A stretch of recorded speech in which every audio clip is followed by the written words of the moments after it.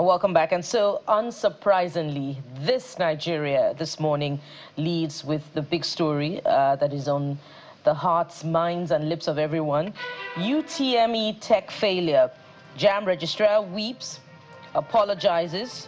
379,997 to retake exam on Friday and Saturday. You find details on the inside pages, page 4 to be precise. Of course, there you'll get the breakdown of the figures and, you know, how it all played out. But that's it from the front page of This Nigeria.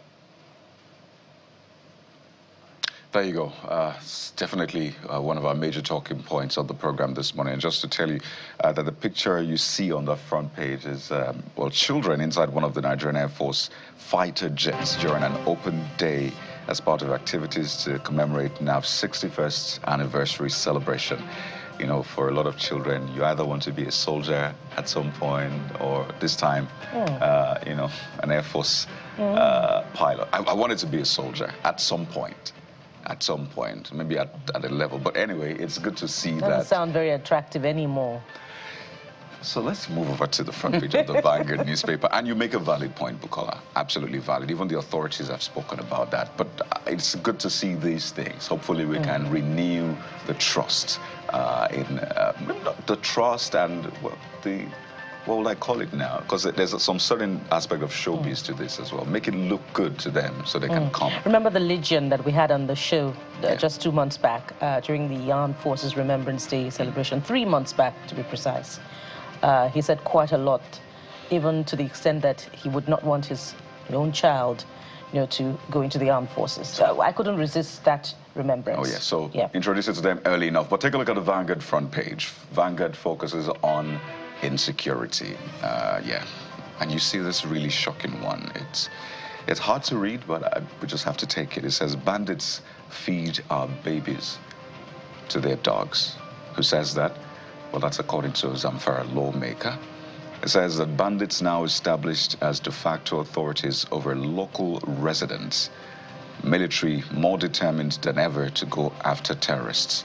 That's the Chief of Defense Staff. And you see British envoy saying worrisome insecurity is spillover from Sudan, Niger, and Zamfara, northwest region of the country, Borno, northeast region of the country. What are the countries that border those areas?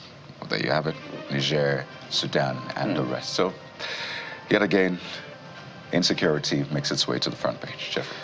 Okay, let's get to the Blueprint newspaper. It's leading with a different headline this time. DSS drags Patutomi, that's a professor of political economics, to court over shadow government, accuses ex-ADC presidential candidate of plot to usurp Tinubu's powers. When I saw this headline, it's more like the state institution is now playing into the hands of the very thing the professor was saying. I had the opportunity to interview the prof to ask him exactly what do you mean by a shadow government. So he now explained to the effect that, look, he put a team together that will consistently be reviewing policies, not persons. Policies of, for instance, we have the Nigeria First policy. They're going to review it, critique it, and look at options available in that sense. So they have this team is put together like a shadow cabinet.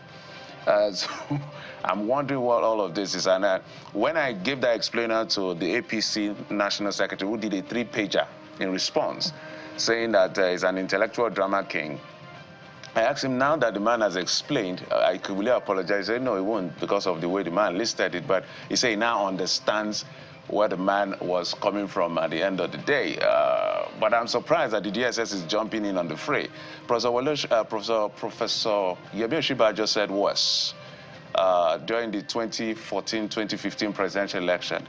He said he agrees with the national chairman of their party that there will be a parallel government if they subvert the will of the people in that election. And Sean asked him, is that not inciting? Is that not anarchy? He said, no, it's not inciting, it's not anarchy. It's just a way of putting pressure on the government for subverting the will. That's parallel government.